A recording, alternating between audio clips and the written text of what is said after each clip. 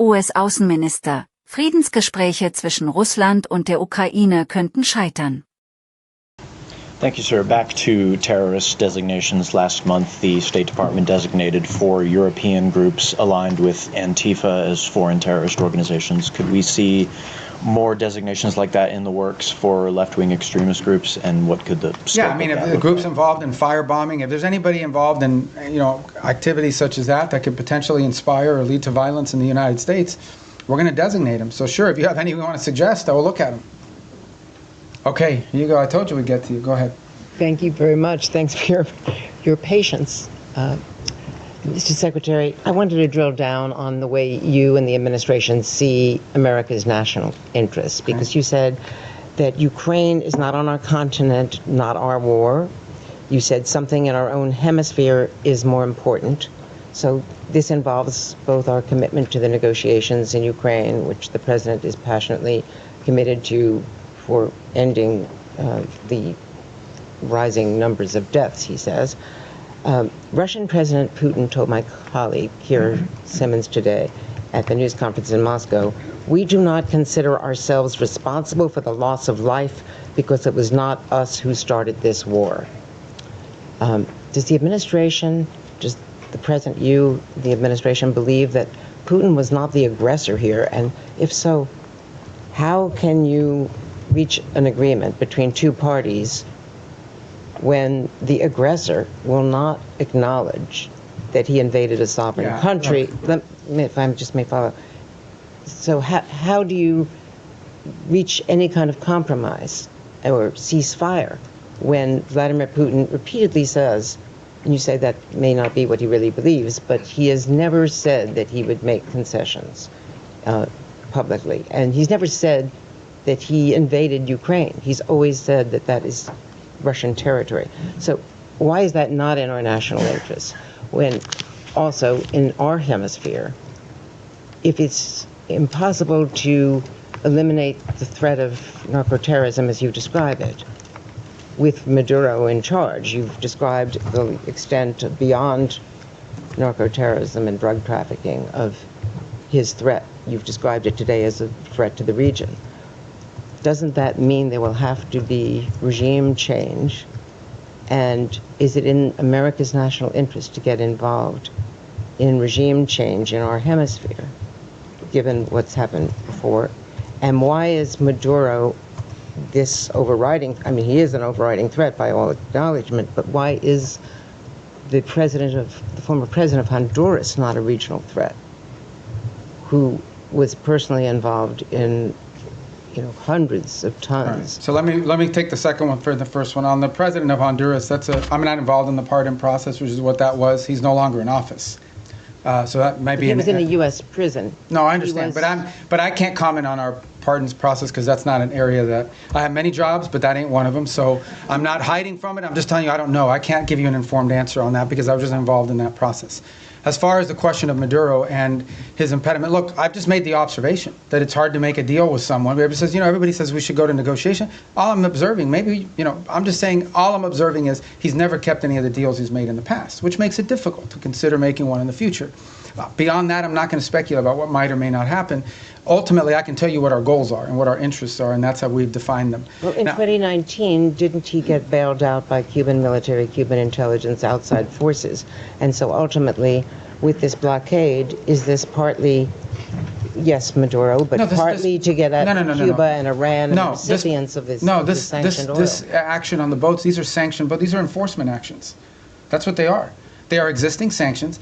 And therefore, 80% of their oil is shipped through ghost fleets. Okay, so we understand what we're talking about here. We are talking about boats that are basically privateers, okay, that are flying under false flags, that turn off the transponders, that spoof their true location. They are hired to evade sanctions. We are simply enforcing sanctions. Every one of these has a court order attached to it. We go to a judge, the judge issues the warrant, we're executing. These are enforcement actions. The fact that they happen to impact a terrorist regime, is a good thing, but they are enforcement actions, and we are conducting enforcement actions. On the case of Ukraine, no one has said that Ukraine is a zero in terms of our national interests. We have sold them billions of dollars worth of weaponry. We've provided them in previous billions of dollars worth of weaponry. We continue to provide them intelligence support. And we have sanctioned. The president has sanctioned the Russian Federation. He issued oil sanctions. All the oil sanctions everybody wanted him to do, he did them. He did them a month and a half ago. All I'm saying, now you point to all the stuff about, well, you know, does Putin say this? Does Putin? That's why this issue set is difficult. I'm not claiming anything other than the fact that we understand it's difficult. We understand that you're not going to have a deal unless both sides have to give and both sides have to get. Both sides will have to make concessions if you're going to have a deal. You may not have a deal. We may not have a deal. It's unfortunate. The U.S. should walk away from that if it is not a prime region interest because it's not in our continent. That's not my decision to make. Ultimately, the president will make a determination if and when he feels like further U.S. engagement is no longer productive or serves the national interest. That's a decision the president have to make. I can't speculate about that. All right, yes. Mr. Secretary, a question for you on Venezuela and then quickly on Ukraine. You mentioned Maduro was not the only one indicted by the United States in the Southern District. Does that mean it is U.S. policy that not just Maduro, but his top regime lieutenants, cabinet members, that they all must exit? Yeah, no, I point to the indictment simply as when people say, well, how do we are alleging that he is, and I guess, you know, you can describe it any way you want. I just want to make clear, like, this is not something we came up with. Right. We're basing it on a federal indictment and a superseding indictment. Cabello's in there. Yeah, a bunch of people are. And so, but what it proves is, and the reason why I raise the indictments is because the indictments are the point of the $50 million reward. And I believe the $25 or $10 million reward for Cabello and for others. My point is that this allegation, this claim that the Maduro regime is a narco-terrorist organization is not on the basis of political talk or speculation. It is on the basis of evidence provided to a grand jury in the Southern District of New York that returned an indictment. And that's why I point to those indictments. Can I ask you on Ukraine quickly? Because Russia has deployed its latest nuclear-capable missile system to Belarus, according to that country's leadership. We've heard from a number of European leaders, the Chancellor of Germany himself, that they think this era of Pax Americana is gone, that they are needing to prepare to be on a war footing because of the threat from Putin. Do you believe, does this administration believe today, that Vladimir Putin will end his march on the eastern flank of Ukraine? And do you stand by our European allies against any kind of attack? Look, we have heard the same concerns from our allies in NATO. It's why we are in NATO. It's why we meet with them. It's why we talk to them all the time. I've spoken to Mark Rutte this year probably 40 times, and he's spoken to multiple people in our administration as well, multiple times. He's been here multiple times. He speaks to the president directly. It's why the United States basically is over 50% of NATO, both in troop commitments and in financial commitments as well. It's why we remain in NATO. It's why the president had a very positive visit in NATO.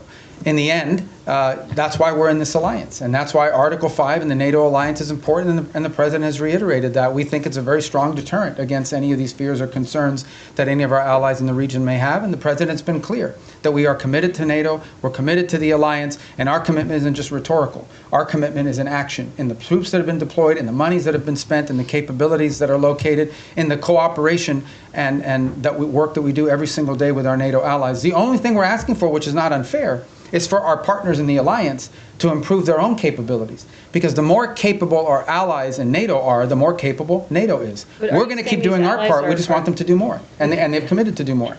But these allies are saying that they are concerned now. Sure, and that's why we have NATO. So nothing has changed? Pax Americana, what the Chancellor of Germany I don't know. I don't know why he's saying that. You'll have to ask him why he's saying that. The truth of the matter is that NATO is the key defense alliance and agreement that has provided stability on the European continent. We believe it is stronger today than it's ever been because our allies have committed to increase their own defense spending. The more capable our allies are, we've already made our commitment. We've been spending billions and billions and billions. It's the single biggest part of the largest government budget in the world is defense spending in the United States. So we've already done our part, and our part isn't just rhetorical, it's real. We have troops stationed there, we have capabilities there, we have weapons we've provided our partners in the region as well.